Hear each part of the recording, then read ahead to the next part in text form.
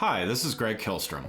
Welcome to Season 3 of the Agile World, where we discuss customer and employee experience, organizational and workforce transformation, and how business can adapt and continually improve in an agile age.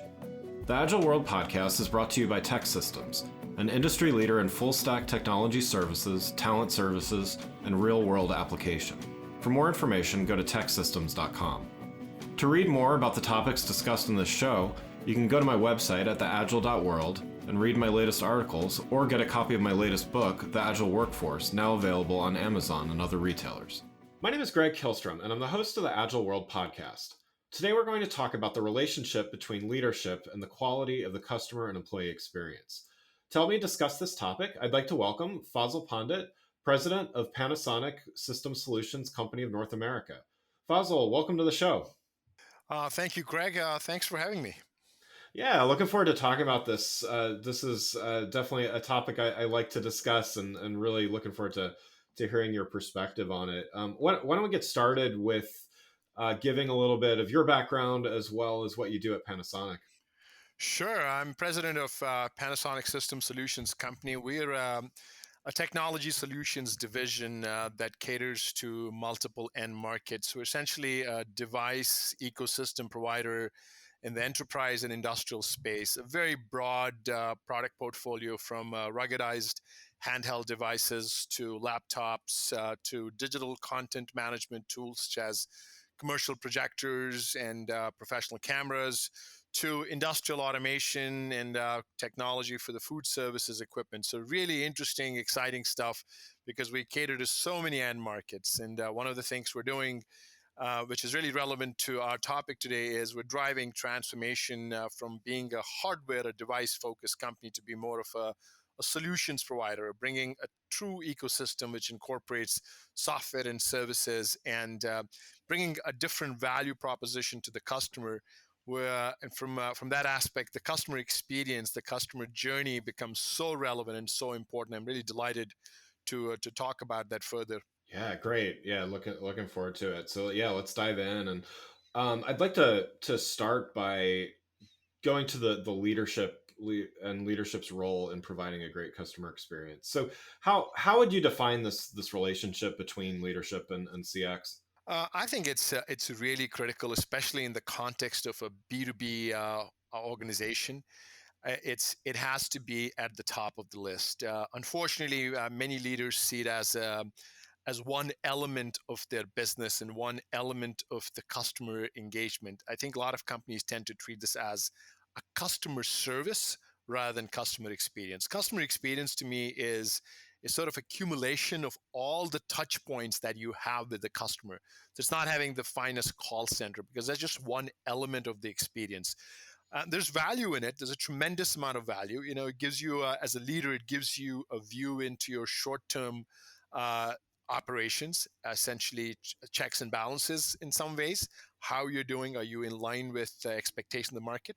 But most importantly, a long-term view, an understanding of the trends, disruptions, understanding of the unmet needs of the customers. And when you're able to bring those data points from multiple customers, you're able to identify patterns and things of that nature that can help you drive innovation, that can help you bring new value, not just to a set of customers, but across that industry. I mean, it's this kind of engagement is essentially the key enabler to your organic growth. So I think it's got to be at the top of the list. It's got to be one of the, if you had to pick the top three priorities, it's certainly got to be amongst those three topics. One of the things that leaders get wrong, I completely agree with you, is thinking about CX as one thing. You know, you mentioned customer service. I strongly believe that customer centricity, not only it obviously benefits the customer because you're a customer centric organization, that it should benefit the customer. I think it also benefits the employees as well, right? Because they all can find their line of sight to the customer, which gives them a little more meaning in their jobs. What can leaders do to create this a more customer centric organization? I think it really starts at the foundation. It has to be one of the core values of the organization. Again, as I mentioned earlier, it can't be just one element. So at the foundational level, you have to have a commitment, a long-term commitment to customers. In my opinion, if you're going to be transactional oriented, you can still be customer centric, but you cannot be you cannot you cannot have an expectation that your customers will be an integral part of your organization in the long run. So you've got to build that into your model, and it has to be an integral part of the entire organization. It has to be in your financial operations. You need to have enough flexibility to manage the customers. You need to make sure your marketing organization is aligned with that. You need to make sure your innovation process is well aligned with that. The voice of customer is fully integrated into your innovation process. And as a result of that, the entire organization is aligned to the broader vision of the broader vision of the company, which is we're customer centric. But it's not just an initiative. It's not just a program. It's every organization, every functional element of the organization has some level of customer centricity built into it. They know what it means to manage a customer. I'll give you an example. And In a customer centric organization, true customer centric organization, when a customer is delayed on their payment, let's say you have net 30-day terms and they need 45 days, they need 60 days. An organization has enough flexibility because they've baked that into their model. They can't do it right. every time. They're baked in their model to make sure that they can provide some flexibility to the customer. And that's where partnerships come in. That's where partnerships develop. In a transactional model, it's a straight cutoff, and not just on the financial side, but any engagement, it's well defined within certain guidelines, and you have to follow that. So it has to start at the foundational level. Once it's well communicated to the organization, and once the organizational metrics, the organizational model is built to ingrain that, to support that, it becomes an essential part of your DNA. Now, you can't do customer centricity or have a customer centricity approach without having a strong employee experience. You got to make sure your employees are engaged in that process. You Yeah. could build the most solid customer journey model, but if your internals of the organization from an employee engagement point of view are not aligned with that, that information could just fall apart. I'll give you an example. You can encourage your teams to go out and meet with your customers, get that information, um, bring that voice of customer into the organization. But if you're a siloed organization, if your employees feel constrained in making some bold statements, if your employees do not have the space to to operate as independent owners and take risks, that that connection is not going to happen. Yeah. So the employee experience becomes really critical. So you have to make sure that your employees feel like owners of the business, because once they start, and it doesn't matter what level they're at, they could be at multiple levels, but once they feel they have ownership of the business, now the customer belongs to them. And and going back to what I said earlier about ingraining customer centricity in all aspects of your organization, now if that happens, information flows from the field to the right parts of the organization. So that connection is really, really critical. How do you recommend that leaders measure this? I mean, there's customer experience measurements like NPS, there's employee experience measurements like eNPS or engagement or things like that. How do you recommend that a leader looks at measurement and improvement of customer centricity? Well, there's got to be a discipline around metrics, Yeah. in key quality metrics. The problem in today's environment in many companies is there are too many metrics. Yeah. And when you have too many metrics, what do you focus on? What's really important? So you got to pick a handful of quality metrics, and that could vary from company to company. I usually look at things like sort of the growth metrics, and that's fairly standard. Retention. Organic growth within accounts, the delivery execution metrics, but those are more operational. One of the metrics that I'm a big believer in is sort of what I call the innovation metrics. How are you helping the customer? How are you driving innovation with the customer? And that's where the unmet needs comes into play. It's something that you sit down with the customer, you have a quality conversation about their challenges, about their future plans, and something new emerges out of that that the customer wasn't aware of, you were not aware of coming into the conversation, because you walked in as a provider, you walked in with a standard portfolio of technology and services, but now you started having a deeper conversation. And if you're doing the same thing with other customers, you have a broader understanding of the industry and you have a sense of the trends. Now you can have a conversation which was completely unexpected, because you're talking about things that could be 2-3 years down the road. And if you're able to bring some of those learnings in-house and create new value out of that for the customer through new technologies and services, there you have been able to take your customer engagement experience to a much higher level. That trusted advisor status that everybody talks about. That's what you should be aiming for, and that's how you can get to that point. Uh, but beyond that, those are sort of the things that you do on a day-to-day basis. It's a lot of objectivity in those metrics or in those conversations. But beyond that, I think there's an element which is really critical, which is sort of more subjective, which is engagement between leadership and the customers. Mm. I strongly believe that at every level of the leadership, especially senior leadership, you should have continuous discussions with your customers. Pick the top 10, pick the medium 10, and pick the bottom 10, or whatever Yeah, yeah. you can do. And have just general conversation. It's not a sales call. It's not about how am I doing. It's about a general conversation. How's your business? What are we doing? What are we not doing well? Where do you see the industry growing? When you have these conversations on a very regular basis, it's an assessment which is beyond metrics, because then you have a real feel.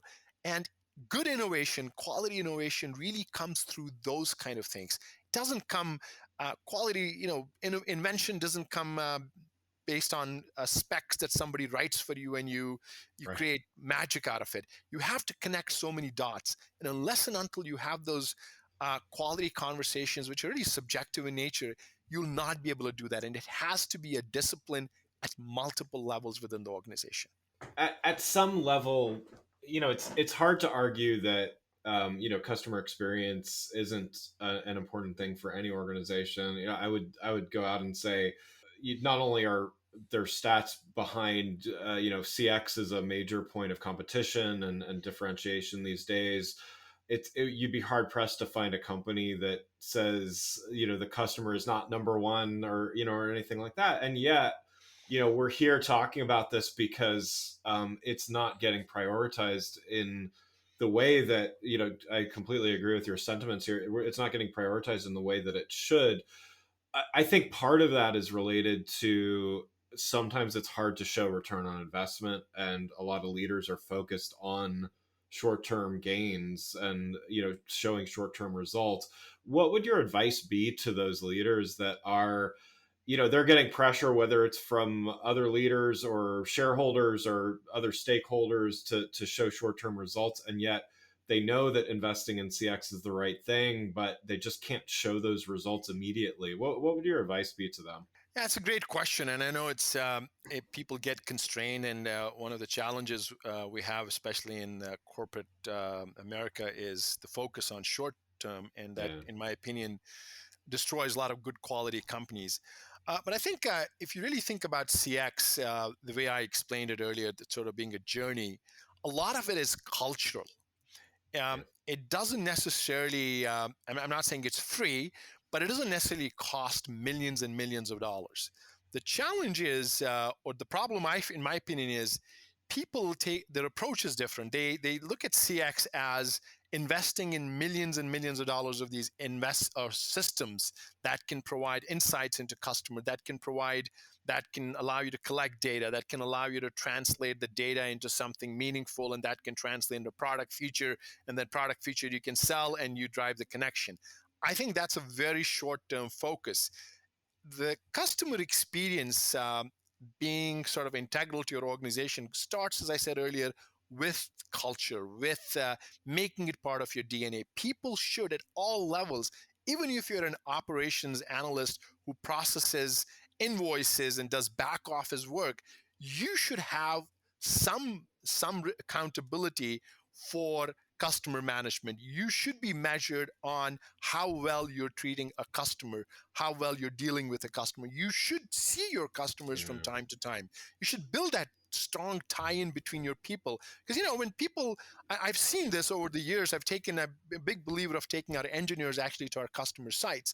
When they see their product being used, there's such a strong emotional connect, Yeah. versus when they're working in a building, they have no idea who does what. Now they take pride in that. I think this may sound like a sort of a very soft, fluffy recommendation, but it's integral to it. It takes Yeah. years to build that, but once you have that ingrained, then only you can overlay the systems on top of that. And I would add to that, you can't, the moment you take a near-term view on CX, it's a waste of time, in my opinion, because you're not, the near-term view is, I'm gonna put these systems in place, I'm gonna develop a new feature, I'm gonna see my sales go up. Maybe they will, maybe they won't.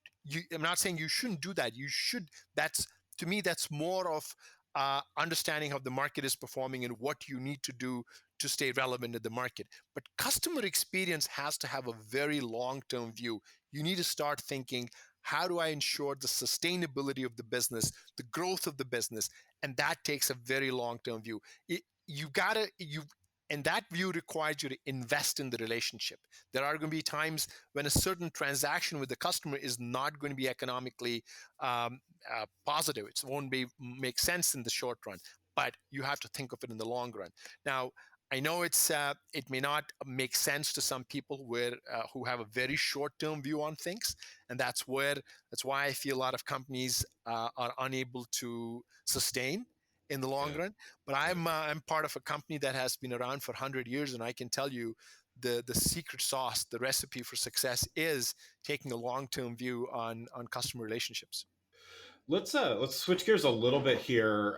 Dive a little more into the employee experience component here. So, many are calling what we're going through right now as the Great Resignation. So, talent shortages, lots of people reconsidering, whether it's reconsidering their current job or thinking about starting a new company, getting a different job, all of the above. Sometimes let's talk a little bit about how how this relates to customer experience. So, many are saying current symptoms of the Great Resignation have been building for a long time. It's not just the last few months. All of a sudden, um, and because of this, businesses and leaders still need to make sure they're doing what they can to retain employees as much as possible, not simply just throw up your hands and say, hey, we're going through this and it'll be over. Like this is this is obviously been building, and it's probably going to last for a little while for those companies, especially that aren't treating their employees right.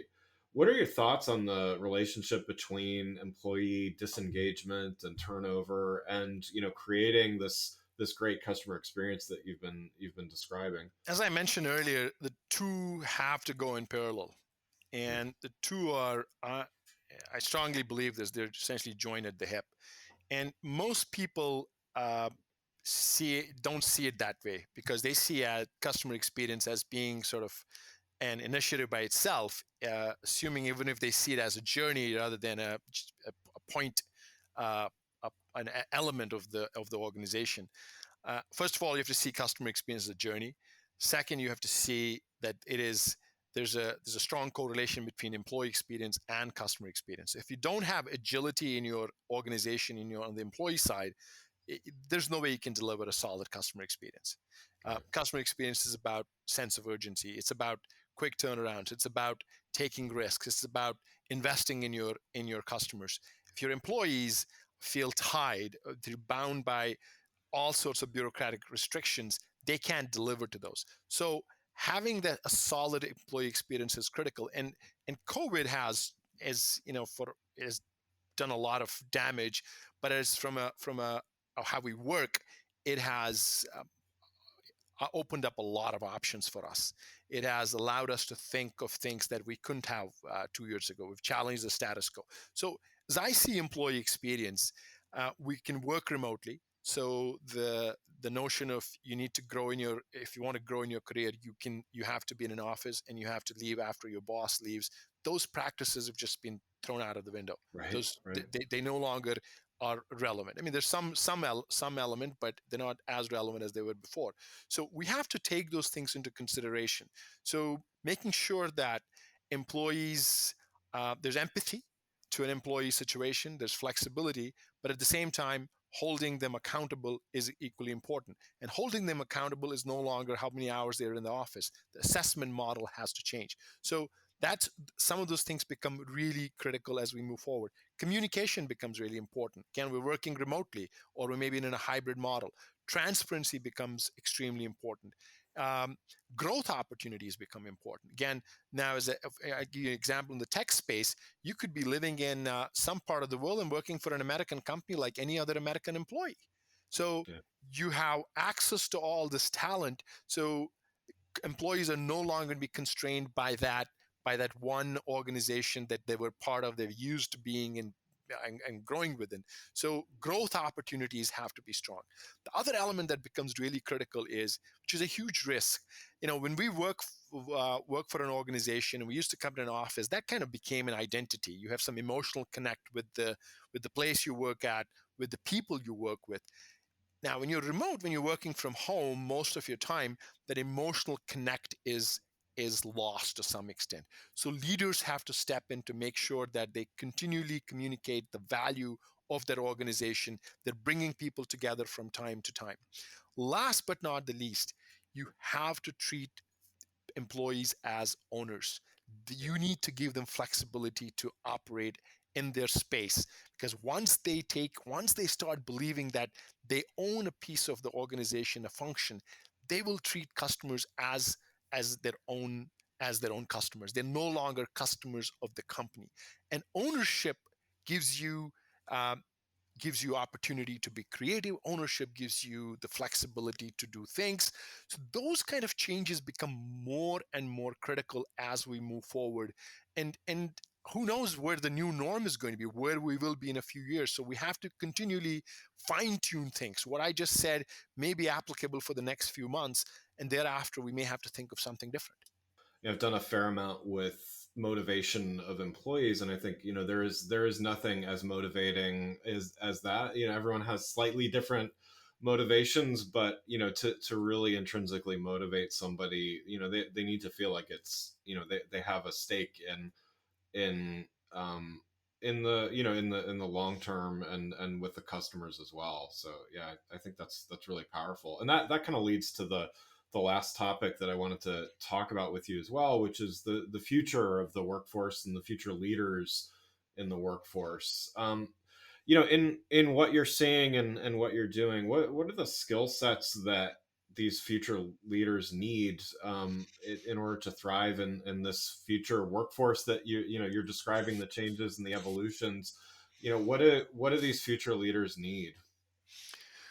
That's a long list, so I'll try to keep it short. But I think to The start top off three, with, yeah. yes, let's go top three. The first and foremost, global perspective becomes really, really critical. It doesn't matter whether you're working for a global Fortune 500 company or a little company in some small town USA. Your talent is going to be global. Your supply chain matters to you now. You could be building a small product out of a small factory somewhere with one little tiny part coming from a small town in China or Vietnam. And who knows what will happen to supply chain over the next few years, whether we'll be able to get back to normal levels. So keeping those elements into your consideration and making that a critical part of your business thinking of how you plan for the future becomes really, really important. There's no longer I'm a U.S. domestic Midwest company versus I'm an international company. Yes, at an international company level, the scale is bigger, so the challenges are more. But you have to make sure that you take global competitiveness into consideration, and it's not just from your product side, but it's also from a supply side. It's from a talent side, and as the world has gotten more flatter than it was, your competition is going to increase. So those things have to be really important. The second element is agility. I know it's been used quite a bit. But agility of thought, agility in terms of action becomes really important. Your decisiveness becomes really, really critical with little information. And you just have to move really fast. If you think you were moving fast pre-COVID, I got news for you. You were moving slow. Right, right. I don't care what speed you move at. And I tell you why. Um, people say, if you ask people about their business conditions, they'll say, "Well, supply is a problem today, but demand is good." Really? I don't know what demand will be 3 months from now, what demand will be 6 months from now, because there's so much uncertainty around it. It's not just the COVID, it's supply chain, it's talent availability, it's inflationary risk. There's tons of money that the government has pumped into globally into the markets. So, again, you could never tell where the economy would be 6, 12 months down the road. But Right. today, there are so many variables at play that make it extremely, extremely difficult. So you have to be well prepared. You have to be thinking ahead, and you have to be ready to make changes. Sometimes it's fine tuning. Sometimes it's radical. The idea of I can live under status quo for an extended period of time, again, thrown out of the window. If you're gonna have that kind of a mindset, I'm sure you'll be in for a surprise. And like any major change, like a pandemic, it'll take 5-10 years before things will sort of get back to normal, where people can have a normal routine. It's going to be a very different normal. So you have to make sure that you are ahead of the game, because you want to, if you're ready to make changes, if you're ready to be agile, you can dominate what that new normal would be, whether it's dominating from a product point of view, whether it's being the best employer that's out there, whether it's being the best talent groomer, whatever it is. Yeah. There's a lot in flux, and this is your opportunity to take a leadership position across multiple areas, because things are going to evolve for the next few years. And once it starts stabilizing, the opportunity for changes may not be as much as it is today. Yeah. Yeah. And the last thing I would say is the empathy part. I touched upon that earlier. Your talent is not the talent that's going to be okay with staying with you for 10 years, whether there's no growth or no growth, whether there's no flexibility or not. Empathy means understanding people's situations and offering flexibility. Empathy means giving them permission to fail and trying new things, because there's uncertainty out in the markets.